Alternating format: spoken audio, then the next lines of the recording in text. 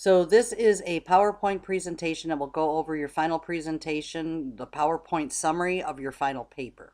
Now, while it says annotated bibliography, know that I included a short PowerPoint on the annotated bibliography in week 15 so that you would have access to it before the annotated bibliography is due. So this will just tell you where that places in the scheme of things. So your final paper. So your final paper will also have with it a brief, and I mean brief, we'll go over that in a minute, PowerPoint that is a summary of what you have found on your subject matter. So the first thing you must do is submit an annotated bibliography. Why? Those are so that the instructor knows that you're using solid, good sources. And yes, they must be academic sources. Very rarely you can use one or two media sources that are valid media sources. So the New York Times, The Guardian, those types of sources. But on a whole, you really want to try to concentrate on academic articles found in the college database that you have access to. We pay enormous amounts of money to have those available to you. So those are peer reviewed for accuracy and for legitimate information, as opposed to making sure you don't get fake news. You are also advised to visit Purdue OWL so that you can find examples and samples of APA formatting, and know that our Writing Center's sole purpose is there to assist all students in every class who need to write a paper. So the PowerPoint itself and the paper, they are due. The PowerPoint's due by the last Saturday of classes. Now for winter 2019, that's going to fall on April 27th. Note that this date will change if you're viewing this for a different semester. And that's due to the forum for the PowerPoint, not the placeholder for your grade. This is due to the forum so other students can look at your PowerPoint. And it's due, again, the last Saturday of classes. That allows a whole week for other students to go ahead and view the PowerPoint and provide constructive criticism on your PowerPoint and ask any questions. The paper is due the final day of classes, which is always on a Friday, and it's at 11:55 p.m.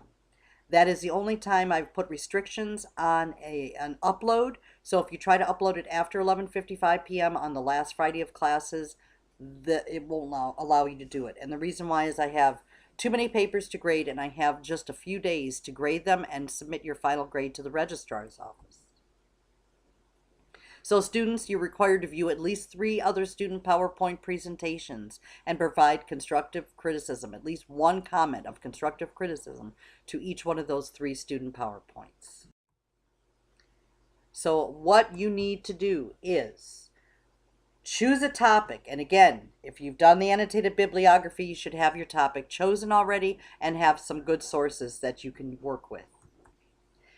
Your PowerPoint then should only be a brief summary of what your paper is about, and we'll go over that. It should be no less than 7 slides, no more than 10. Again, very brief. You're going to have broken down into sections, and that is going to be explained a bit later in this PowerPoint. You must include how sociology theory would explain this problem or examine this problem. This is a sociology class, ergo you need to have sociology in your paper and PowerPoint. And here is how the information should be laid out. So your final paper should be long enough to include both an opening paragraph with your thesis statement, 3 supporting evidences, and with this you can either integrate sociology into each one of those supporting evidences, your source information, or you can choose to write an entirely separate paragraph that provides the sociological perspective. Any opposing views must be noted, but make sure that you refute them before moving on to your concluding paragraph, which wraps up everything you've said and again restates your theses. It must be done in APA formatting. Again, Purdue OWL, again, our Writing Center. They will help you with all these. Note, minor faux pas will not detract from your grade. However, if you choose to single space and not use a cover sheet nor an abstract, then you will be marked down. And this is the only time that you're going to be marked down for large, glaring APA formatting errors.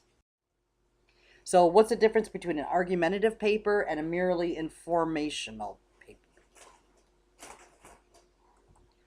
So an argumentative paper always includes some theses that you've arrived at a conclusion after reading your sources that change needs to occur. So I've included 4 examples here for you to consider. Again, you want to try to go specific to a problem in the field that you are going into. This will help you not only with providing a foundation for future larger papers, but it will also give you an insight into your field. I've had students that have done this paper that changed the field they were going into after researching it because it wasn't what they thought it was going to be. One of them included accounting, that once they interviewed or looked at the accounting field, they decided that this was not going to be something that was going to interest them, and they changed their major entirely. I had somebody who was going to become a defense lawyer who, after reading extensively on defense lawyers and what problems they encounter, she decided that if she was going to be a defense lawyer, she would rather be a constitutional defense lawyer and work solely with people who are innocent. So like working on the Innocence Project or working for civil rights with the ACLU, rather than going to a large firm that handled defendants who may be questionable. And her biggest thing was, what if they're guilty and we know it, and we get them off of their charge through a technicality, and whether or not she could live with that choice. So very broad topics are usually what is included in informational. So looking at class in the U.S., while that's a very good topic, it is not an argumentative paper. Same with race or gender. They're very broad. They would encompass a lot of information, and they're not trying to prove a specific point. So the PowerPoint outline, that should be your title slide that includes your name. A thesis slide, again, what is your point of the paper? Some historical context. When you've been doing your research and in your paper and your PowerPoint, you should include a little bit of background on your topic. What did your research say? You should be putting this on several slides, at least 1 or 2, depending on how much room you want to take up on each slide.